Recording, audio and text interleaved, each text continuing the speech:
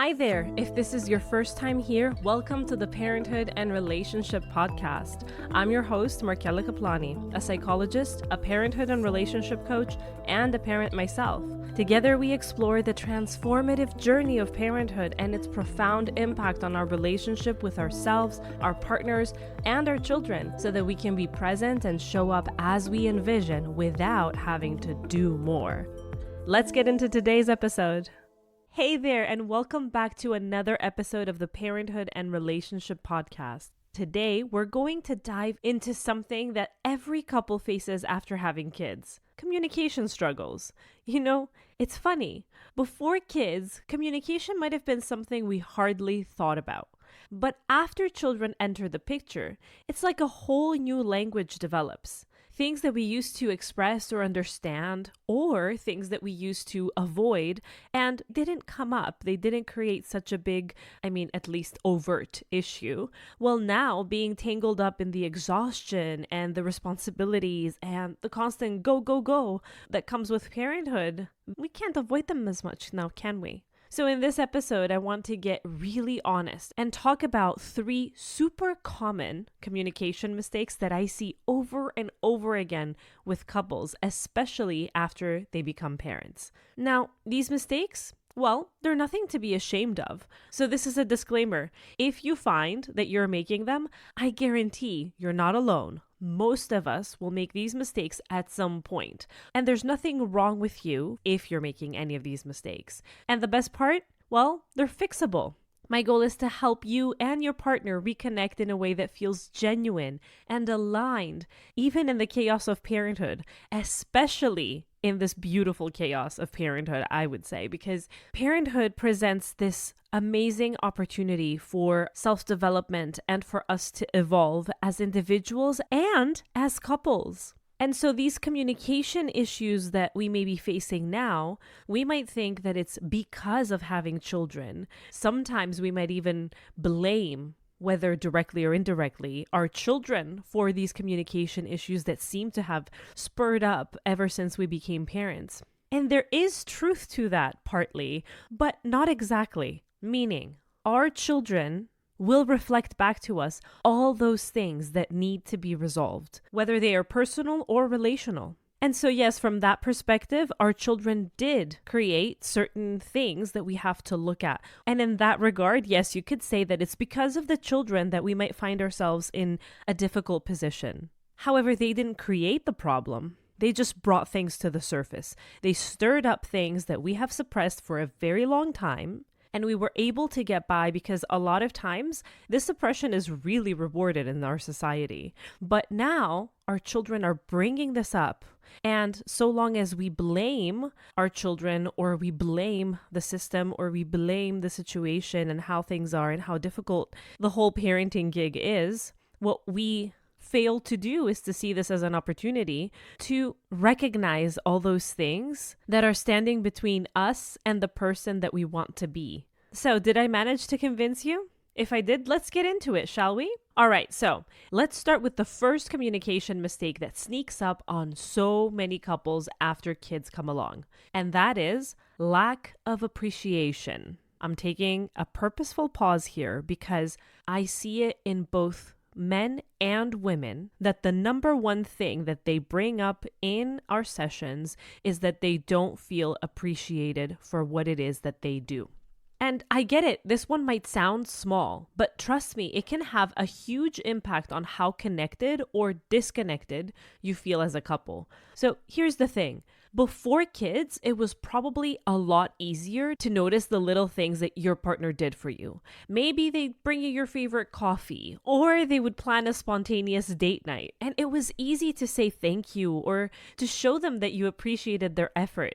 But after kids, well, suddenly the focus shifts, right? And the baby, which needs more feeding, and then the laundry that is piling up and running on no sleep, well, then showing appreciation just doesn't come as naturally. When we're in survival mode, naturally we are looking to be cared for, and it feels like we're drowning and we're barely making it through. So it's kind of like, if you think about it, if you've heard of Maslow's hierarchy of needs, where you need to first make sure that you've got shelter and that you are safe and that you are fed before you can start looking into other things like your emotional state and your well-being and spirituality, for instance. Well, in that same way, when we're in the thick of it and the children come along, and I'm not just talking for the baby phase, but I'm also talking about toddlerhood and then multiple kids and all of these things. There's a lot of focus that shifts on these day-to-day tasks,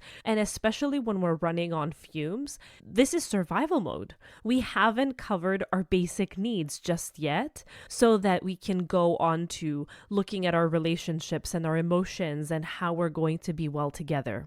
Now, I get it that this may sound like an excuse, but it really isn't. It's really important that we understand why this is happening, because the lack of appreciation that either one or both partners feel is going to impact how they feel that they are perceived by the other person. What do I mean by that? If I have shown you appreciation for the entirety of our relationship, and I very often was vocal about it, but I no longer am, it's very easy for you to take it personally. To think that if Markella is no longer showing me appreciation, something changed. Maybe she's mad at me. Maybe she no longer loves me. Maybe I've done something wrong and she's not telling me. And I will resent Markella for it because she's the one that changed, right? So it's really important to understand the reasoning why your partner may no longer be showing you this appreciation. And let's be real, when both partners, when both of you guys are running on fumes, it's so easy to start feeling like you're the one doing everything and that your efforts are going unnoticed. Your partner might be feeling the exact same way. This lack of acknowledgement can build up resentment over time. It's not intentional. Life just gets in the way. But what happens is, without even realizing it, you both start to feel unappreciated, even if you're both working very hard in your own ways. So, what's the fix here? Well, it's simpler than you might think. You can start by bringing appreciation back into your daily routine. And no, I'm not talking about grand gestures or long, drawn-out thank yous. It can be as simple as taking a second at the end of the day to say something like, "Hey, I saw how you handled the dishes while I was putting the baby down, and thank you so much for that." Or, "I know today was rough, and I really appreciate how you managed to keep everything together." Now, I know that a part of you may be feeling hurt by your partner, and so there may be some of you listening to this saying that, "No, I can't thank him, I can't thank her for just doing the dishes while I was putting the baby down when I've done so many things. We're supposed to be equal partners, and we were supposed to be doing all of this together. Why would I thank them for that? It's a given they should do it." Well, I'm not going to argue with you on that. In an equal partnership, of course, there's going to be division of labor. And yes, maybe they should be doing it. I'm not a fan of the word should. But yes, maybe if you're doing one thing, they should be doing another. That doesn't mean that they don't deserve appreciation. They don't deserve to be acknowledged for doing it. So respectively, the partner that's putting the baby down, it would also be great if they too received some kind of appreciation, like, "Thank you for putting the baby down today. I wasn't up for that, and I really preferred to do the dishes," for example. Somebody would have to put the baby down. And if I withhold my appreciation about the dishes or about the baby or about whatever it is, about something so simple that, "Oh my God, I shouldn't be thanking you for it. You need an applause for that simple thing that you did." And now that I'm saying this, please think in your mind. Don't you say that in your mind sometimes? Haven't you potentially even said it out loud to your partner that, "My God, you want to be congratulated for every small thing"? Well, who does it hurt? Does it hurt to congratulate, to applaud, to appreciate, to be grateful for something that your partner did, even if that something is simple, even if that something is a given in your mind, that partners should be doing these things? Okay, I'm with you. But There's nothing to be lost in being grateful for something that someone did, even if you want them to do it, and even if it's been something you have agreed upon. What I see is that sometimes there is this fear that if I show you appreciation about something that is simple, about something that's a given, about something that we said you were going to take on anyway, that you might believe that this is something so great and so out of the ordinary that you get to choose if you'll do it or not. It's basically a power struggle. We feel that if we are showing appreciation, we are raising the other person so high that they have the upper hand, that then they get to choose what it is that they do and they don't do because they've been made to feel like they do a lot. How does that sound for you? I would like for you to let me know. So feel free to contact me on Instagram or by email. I check each and every one and I reply to each and every one. I would love to open up a discussion. So the goal isn't to keep score, but to remind each other that you're still a team and that even the smallest efforts are noticed. A little gratitude goes a long way in feeling connected and seen. Plus, it helps to soften the edges of those inevitable tough days when nothing seems to be going right. Therefore, that fear that I might just raise you up too high with my gratitude and my appreciation, that's not how it goes. What happens instead is that I soften you, that you feel more connected to me, that you feel more seen, and that then you are empowered to do more. Here's a little exercise that I like to recommend to couples that I work with. I call it the daily appreciation ritual, and it's incredibly simple. Every night after the kids are in bed, when you're winding down, just take 2 minutes to tell each other one thing that you appreciated about what the other person did that day. Even if it's been a rough day for you, even if you guys have argued that day, you can still find something that you can appreciate. That something can be, you've been home all day with the kids, thank you. Or it can be, you were working very hard all day and I appreciate that you're doing this for our family. Avoid entering the, even though you weren't here to help me with everything that happened. Put that aside, okay? So that's the little caveat there. A lot of times we start to do this exercise, and what happens is we start to say, oh, thank you so much for putting the baby down, even though you forgot to put the right pajamas on and you needed me to come and show you where the toothbrush is, but thank you for that. Well, this is not going to have the same effect. There's some passive aggressiveness there that is going to take away the entire point of this exercise. So make sure that before you have that conversation, you filter out those disclaimers, those caveats that you might feel compelled to apply. Again, that happens because we feel like if I thank you for this one thing that you did, but in that thank you, I don't note the things that could have been better or the things that were wrong, I'm telling you to do it again in the wrong way. There's a time and a place for us to discuss the things that could improve, and it's not at the moment where we're trying to connect and we're trying to show each other appreciation. Another tool that you can try is what I call the weekly check-in. This is where you and your partner set aside about 15 to 20 minutes once a week. No phones, no distractions, and you talk about how the week went. That would be a better place where you guys can discuss the things that needed to improve. So if in our daily appreciation ritual, I've been thanking you for all the things that you've been doing without making sure to note all the flaws and the mistakes and the things that could have been better, at the end of the week, you are feeling so much better. You are feeling seen. You feel like I've been appreciated. I've been loved on. And now we can just discuss knowing that this is our weekly check-in and knowing that this is the purpose of the weekly check-in. It matters that we're going in with the intention that this exercise is meant to put things in perspective, to talk about all the things that went well. So I would start with that. That's what I recommend to the couples that I work with. Start with the things that went really well. And then you can move on to saying, great, like I told you last night, I loved it that you took over bedtime routine. Oh, I loved it that you decided to do the dishes while I was doing XYZ. However, is it okay if I just note one thing that helps our daughter, for example, sleep a little better? That would be a better time and place.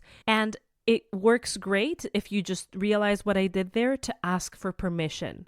And you can say, if it's going to demotivate you, if it's going to make you feel like I didn't actually appreciate what you did, I would rather not say right now. But in view of having open communication, in view of connecting with one another, I would love to be able to also express that to you without fearing your reaction and without you thinking that I'm trying to correct you or that I'm trying to come out on top as the better parent. Let's get that out of the way, right? Now, this is easier said than done. Sometimes we get stuck on these things, and this is where usually couples will see an expert, couples will start working with someone. Maybe in the beginning, they might prefer to go together to a workshop or a seminar and see if they can work something out. But a lot of times, these are underlying things that may have been there a long while before parenthood came along and now are starting to be an issue. It might be easier said than done to not get triggered if I point something out that you did quote unquote wrong in my eyes with my truth, but still I consider it wrong. I point it out to you and I ask you not to be aggressive about it, not to get triggered. If that's not something that we can get past, if you do get triggered, it's not just your fault. There's also something happening in our dynamic. Maybe there's something happening in the way that I express things. Maybe there's individual history coming from your family of how confrontation was handled. Situations where history from my family on how situations were handled and the way that I express something that we need to delve on so that then we can see how we have been communicating. And that's exactly how my program, the Couple Deep Dive, helps. In the situation where we see that there is a lot of past history or trauma or personal issues that may be getting in the way, what I recommend for couples is that particular program where I get to see each one individually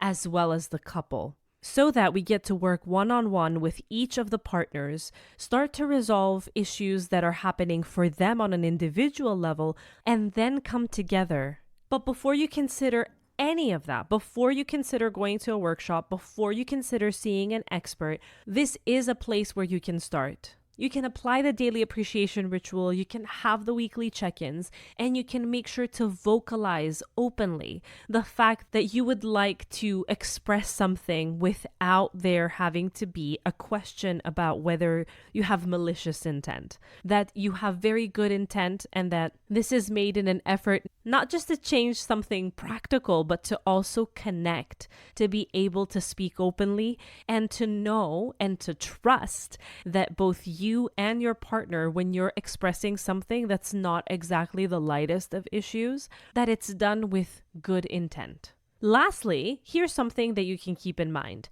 Appreciation doesn't have to be verbal. Some people express it through small acts like doing a chore that your partner usually handles, or giving them a quiet moment to themselves after a long day when you know that your partner needs that time alone. The beauty of it isn't just that it strengthens your relationship, but it's in that it models something important for your kids as well. Great. So now let's talk about the second communication mistake, which is assuming your partner knows what you need without actually telling them. Before kids, you might have had the energy and the headspace to pick up on each other's cues. It may just be the case that in the past you felt like your partner could somehow sense what it is that you needed, that they knew you well enough to be able to understand what you may have needed of them. But after kids, those subtle cues get lost in the noise. And that's when frustration can build. What needs to happen then in this scenario is that we need to shift from assuming to communicating. One of the most effective ways to express your needs is to use clear and compassionate requests. That's what I call them. It's an easy formula that goes something like this. When you, and then you describe the situation, I feel, and then you describe the feeling. What I really need, though, is, and then you describe what you need. Let me give you an example. When you come home and ask me how my day was, I feel really overwhelmed because I haven't had a break all day. What I really need is 30 minutes to unwind before we can start talking about everything. Could you please give me that time? In learning to communicate your needs clearly, you aren't only avoiding conflict, but you're also strengthening your bond. You are giving your partner the chance to show up for you in the way that you really need them to. Note that you're giving them the chance. Because when we expect our partners to be attuned to us in a way as though we are babies, right? Do you see the parallel there? Then what we're doing is that we are sabotaging the relationship because they're not our parent. They're not supposed to be attuned. And now that you're a parent, you know for a fact, unless you have some super sixth sense or something, you know that even parents don't pick up on every single thing that their baby needs. Your baby might be crying and you may not know why. You may be trying all the things in order to figure it out. They might still be crying. I have heard of the concept of parents understanding with the different type of cry, what it is that their baby needs. I never felt that. We were, of course, a very different case. We had a baby that was very colicky. And so a lot of times he may have just been in pain the entire time. His cry was basically the same all day, every day for several months since birth. So I never got to see that different cry, which is supposed to signal different things like now they need food or now they need changing or now they need cuddling. I know there are parents that do that. However, we can't expect that from our partners. This is something to really, really keep in mind. It's a very subconscious thing that happens. When we become parents, our inner child is activated more than ever, and it is looking to be parented. And a lot of times what happens is that we expect our partners to be our parent. As our internal parent pours itself into our children, our inner child may not be getting the attention that it needs, and it may be just shifting the attention to our partner, looking to be reparented by them. And so one obvious way is for us to withhold what it is that we really need and to hope that our partner picks up on it, because it's not just that we want our partner to fulfill our need, but we also really deeply wish that they just know. Because in itself, that is an indication that they love us. But do you see how this is very primitive and how this is very unfair of our partner, because they're not supposed to be taking that role for us and we're not supposed to be taking that role for them? What needs to happen is that we address how we can reparent our own inner child. But that's something for another episode. So if you're interested, let me know. Now we move on to mistake number 3, letting stress dictate the tone of our conversations. Stress has a sneaky way of creeping into our words and our tone, doesn't it? When you're stretched thin, even the simplest question can feel like an attack. So how do we stop this from happening? First, it's about recognizing when stress is in the driver's seat. This takes a little self-awareness, okay? But it can really be a game changer. When you feel that your body is tensed up, take a deep breath and make sure to pause. You might even want to step away for a moment. Then you can pivot the conversation into a healthier direction. You might say, I'm feeling really overwhelmed right now, and I don't want to snap at you. I don't want to be in a position where I'm being passive aggressive and I don't even know that I'm doing it. Can we talk about this in a little bit? Another tool that I love is setting aside stress-free time with your partner, where you guys both agree that you're not going to discuss stressful topics for a few minutes and you're going to focus on reconnecting. This might sound a bit weird, but think about it. Think how many things it is that we discuss with our partner that have to do with logistics, that are stressful, that are anxiety-inducing, that need to be taken care of. So it's really important to say that this is our time where we just talk about things that don't create stress. And yes, if you're wondering, you could incorporate that into your daily appreciation ritual time. Hopefully, that appreciation ritual time is not stress-filled, but sometimes even the fact that I'm mentioning the bedtime routine and I'm thanking you for it, the bedtime routine may have stressed you out and it may be triggering in some shape or form. So you might want to avoid that. You may also just want to meditate as a couple for 5 minutes. So go on YouTube, find a 5-minute meditation, do it together, and then just have a little bit of time where you guys can discuss things and make sure that if the stress levels start to rise, if there are triggers that are being pushed on, that you vocalize that in that moment. And this is also if you don't know exactly what triggered you. So sometimes we think, I don't know what it is that they said that has set me off, so I have no right to tell them to stop. That's not true. You can simply say, look, we were doing just fine in this conversation up until now. Right now, somehow I feel triggered. I don't know what it is that triggered me. Your partner may grill you a little bit, may tell you, but I want to know. I don't want to do it again. What is it that I said? What bothered you? Blah, blah, blah, blah. Stop them right there and tell them it's not your fault if I got triggered. And please give me the space so that I can figure it out. Because if we continue this conversation, it could go really south. And if it does, then we will both feel validated in our own corners about what it is that just happened. But I don't know that I'll be able from that space to ever figure out what it is that triggered me. But if we can step away from it now, end the conversation here, and I can be left with this feeling, maybe, just maybe, I stand the chance to figure out what it is that triggered me, and I can come back to you.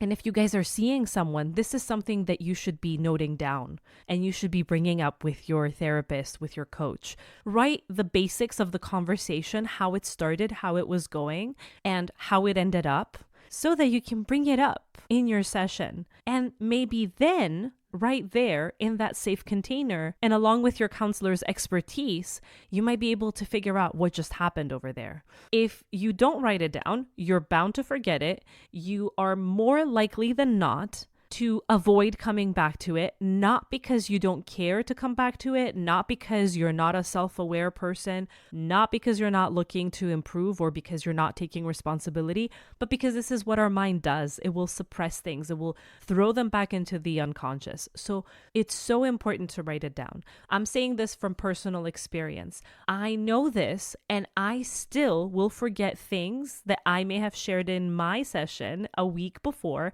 So if I don't write it down, even the biggest revelation that may come up, that may shock me, a week later, I have forgotten it. I know that in our session the last week, we had an amazing revelation. It was a breakthrough, but I don't know what it was. Okay, so make sure to write it down. Whether you are seeing someone and you bring it up, or you get to come back to it later at a time when you are calmer, it will help you figure out what that trigger was. And then you can discuss that with your partner. You can bring that forward. And at the very least, if you figure out the trigger, but you don't know exactly how to resolve it just yet, these are all steps. It's a process. And that's step number 2. You can say, okay, I figured out the trigger. When I hear this, I feel like that. So could you please, until I figure out why this triggers me and how I need to work on it, as my partner, could you please avoid addressing it in that way? And then it would be great if you offered a suggestion, right? Because put yourself in your partner's shoes. You are telling them to avoid saying certain things because they trigger you. You don't know to tell them how it is that they can help you resolve that trigger and convince you that they're well-intentioned. So in that space, they might feel like they are cornered in a sense, that they can't say certain things, that they have to be walking on eggshells, that they have to be really careful. So it would be great if you actually also came up with things that they could say or do instead, and tell them, if you would like to tell me this, then try saying it in that tone, in that way, using this wording. This may feel limiting to them as well. They might think like I have to be watchful of the way that I express myself, but at least this gives them a way to say what it is that they need. I am sure that they will appreciate that. And it has been shown to help because your partner doesn't want to see you distressed. Your partner doesn't want to be triggering you, as much as it may seem intentional sometimes when the argument is in play. They don't want to be hurting you. They don't want to be triggering you. They want to find a way, but at the same time, they want to be able to express what it is that they are feeling strongly about, right? So if you tell them, hey, you know what? I'm not telling you to shush, because that's a lot of times how partners feel, right? Both sides. That I'm not supposed to say this or that because they get triggered, but then what am I supposed to do with my feelings? So I'm protecting them from their feelings, but I'm not supposed to resolve what's happening for me. I'm supposed to just be silent about everything so that we don't argue. It's going to happen then. Do we avoid arguments by not discussing things at all? No. So instead, we tell them, at this moment, I am still very triggered when I hear something about my cooking. I'm just picking a random example. I feel like I'm the worst mother in the world if I'm not cooking great lunch. And when you comment on the food being too this, too that, I get very triggered. But I get that sometimes the way that I cook the food might be a little bit different from what you've been used to, and that you want us to resolve this issue. So here's a way that you can address the topic with me so that I don't get as bothered. And that way could be a different wording. That way could be a different tone with the same wording. That way could be, please don't do it at the time that we're eating lunch because I feel like you're being ungrateful for the fact that I cooked and that you're throwing it in my face, right? So basically that means I am much less likely to be annoyed if it happens afterward. It could be a million things because each of us are different and the reasons that things bother us may be very internal, but we can figure out ways that the blow is a little bit less sharp. I'm not saying that it's not going to be a blow. In whichever way that certain things are expressed, we're not going to like it, but each of us can appreciate when our partner is making the effort to say something in the way that we have asked them so that we are less triggered. So even if we're still triggered with the way that we asked them to do it, we are appeased by the fact that they made the effort, which then what does that mean? It means they care enough not to trigger us. It, at the very least, soothes our fear that they are trying to get on our nerves, that they're trying to trigger us, that they are coming with malicious intent. Because this magnifies each and everything in our communication that could go wrong. If you tell me something that is bound to bother me, but at the very least, after our conversation, you come up to me and you share it in the way that I asked you to so that we can minimize the potential that I get triggered, I am going to notice that you made that effort. So then I'm not going to feel as strongly about what it is that's happening there. Because at the very least, which is actually the most important thing, I start to feel that I can trust that you are coming to me with the best of intentions. So, to conclude, let's do a little bit of a recap. The first mistake that we discussed was lack of appreciation, and you see how we kind of made a big circle and ended up there again just now. So in order to tackle that, we can have small moments of gratitude, like the daily appreciation ritual, and we can remind each other that we're still a team. The second mistake was assuming that your partner knows your needs. Instead, it's important that we use clear and compassionate communication to express what we really need, not expecting our partners to reparent us. And mistake number 3 is letting stress dictate our conversations. And the way to reconcile that is to recognize stress in the moment and to use tools like the pause and pivot technique to shift the conversation. As your journaling exercise this week, I want you to pick one of these strategies and put it into practice. Write down in your journal whether you'll be using the daily appreciation ritual or the pausing before you snap, or whether you will be doing the weekly check-ins. Each small step helps to build a stronger foundation for your relationship. And if you're ready for the next step, if you're ready to enhance your communication skills and get some more personalized strategies that fit your situation and your communication style with your partner, visit markelikaplani.com/couples workshop and get yourself on the wait list for my live hands-on workshop that I do with couples in order to enhance communication, where in just one session, we get to establish better communication, reconnecting to ourselves, to our partner, and our children.